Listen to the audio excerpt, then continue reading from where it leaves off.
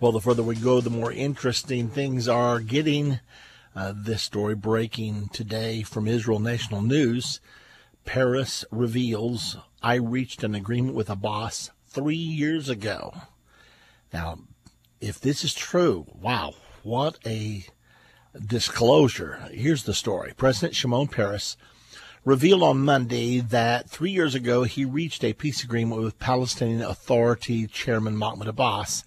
Speaking to Channel 2 News in a special interview on the occasion of Independence Day, well, that's today in Israel, Peres said that his contacts with Abbas were made on behalf of Prime Minister Benjamin Netanyahu, but that at the last minute Netanyahu changed his mind and the agreement fell through. President Peres also revealed that the agreement included the Palestinian Authority's recognition of Israel as a Jewish state and understandings regarding borders and the issue of the so-called right of return of Palestinian refugees. We reached understandings on several points, he told Channel 2. We were supposed to reach a final agreement, but Netanyahu thought that there was a better deal brought forth by quartet envoy Tony Blair. I didn't think that Tony Blair could bring as good an offer as the one I brought, added Peres. We took out maps. Instead of talking about the pre-1967 borders, we talked about the size of the area. This would have allowed land swaps, establishments of settlement blocks, and the like. Peres's meeting with the boss are nothing new. 3 years ago, it was revealed that Peres and Abbas had held 4 secret meetings in a bid to revive stalled peace talks.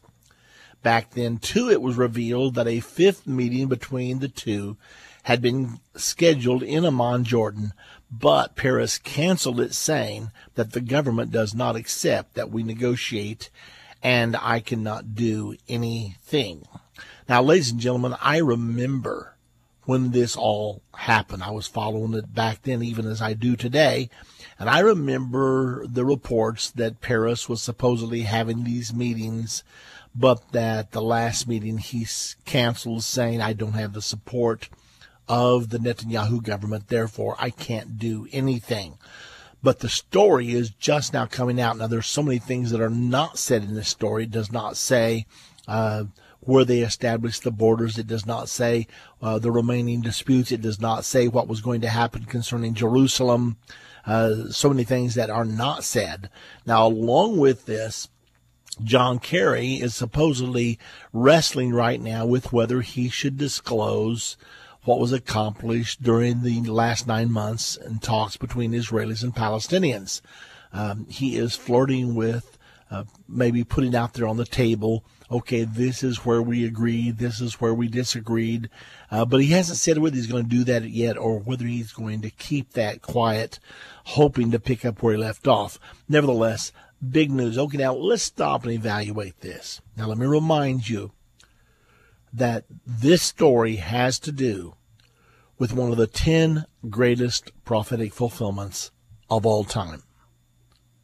Now, I know I can say that, but when you stop dead in your tracks and you think about Abraham, you think about David being the king of the capital moving to Jerusalem, you think about Jesus being born at Bethlehem, you think about the crucifixion, the resurrection, you think about the rebirth of the nation of Israel, and other events. And so when you say this prophetic fulfillment will be rated among the top 10, that's a big statement.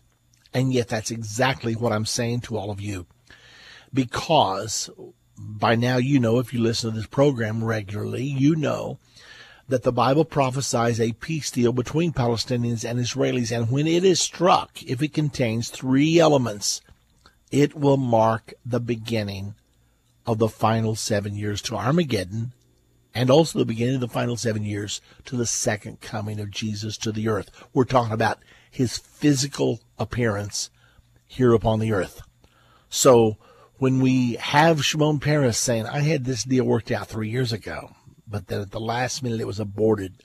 Now we've gone through 9 months of talks between Palestinians and Israelis, And again, everything is aborted apparently at the last minute. So everybody's saying, okay, what's going to happen? Is there ever going to be a peace deal? Some people are saying the boss will never sign a deal, and perhaps he won't, but somebody's going to, because the Bible prophesies there is going to be a deal signed. And when it's signed, it will mark the beginning of a 7-year period culminating with the second coming of Jesus to this earth. And I know when I say those words, everybody's brain out there is expanding, trying to encapsulate that, trying to put their thoughts around that. Nevertheless, just like the prophecy of the first coming of Jesus to the earth was ultimately fulfilled, even though they waited and waited and waited, yet there came a time when it was fulfilled. Well, just like that, there are many prophecies, more prophecies about the second coming of Jesus, and we're waiting and we're waiting and we're waiting, but one of these days we will wait no more. It is going to be fulfilled, and we now know that there's a prophecy with a time frame attached to it, and that is this prophecy that there will be a Middle East peace agreement signed.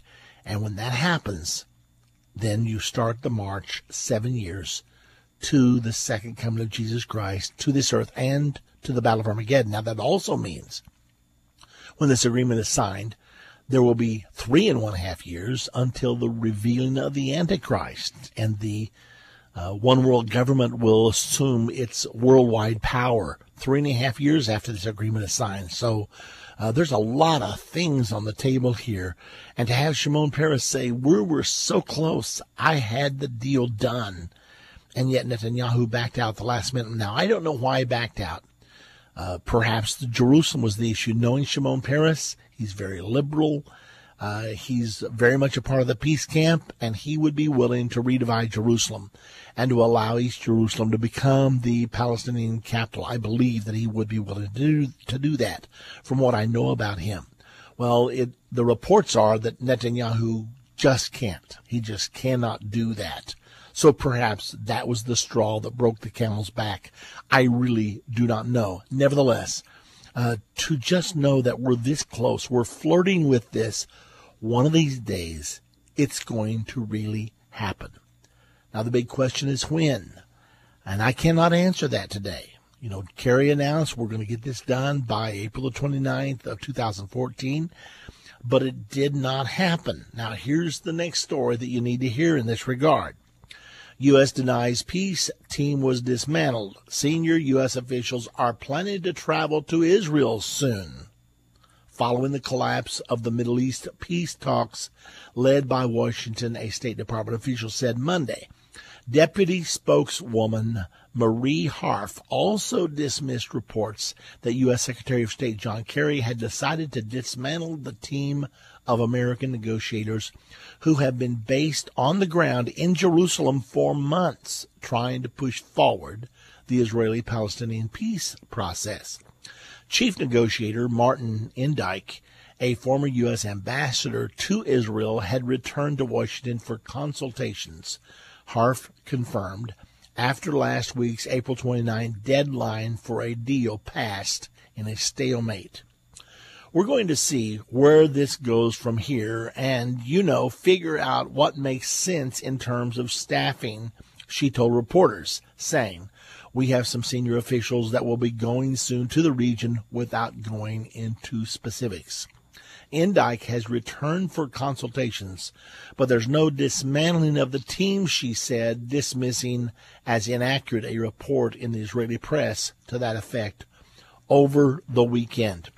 Finally, the article continues, she did confirm, however, that Kerry, who was returning Monday from a week-long tour of Africa, was mulling whether to release a document laying out some of the principles reached during the 9 months of talks, although no decision had been made.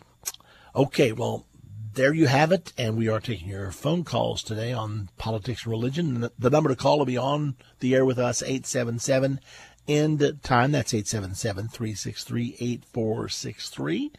And Tell you what, let's do. I think we're just going to go right onto the phones right now. Robbie is calling from Washington. Hello, Robbie. What's on your mind today? Hi.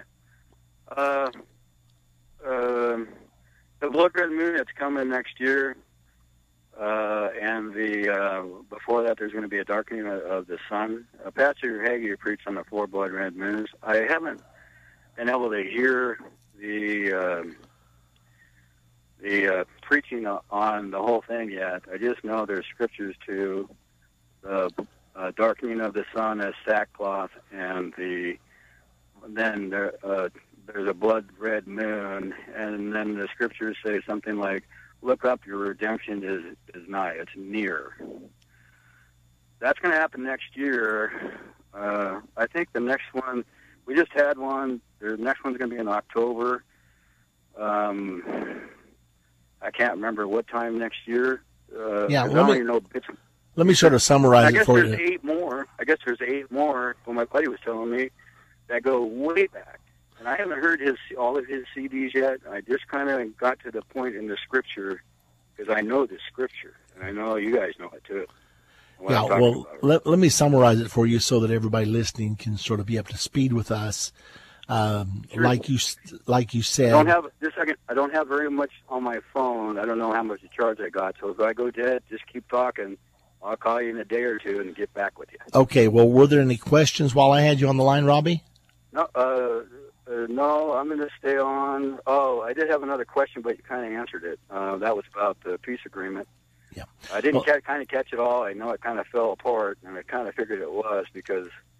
Well, everything's not done yet, so go ahead. I'll tell you what, let's do, Robbie. Let's go back to the 4 blood moons. Let me give everyone a synopsis in case you're not up to speed with that.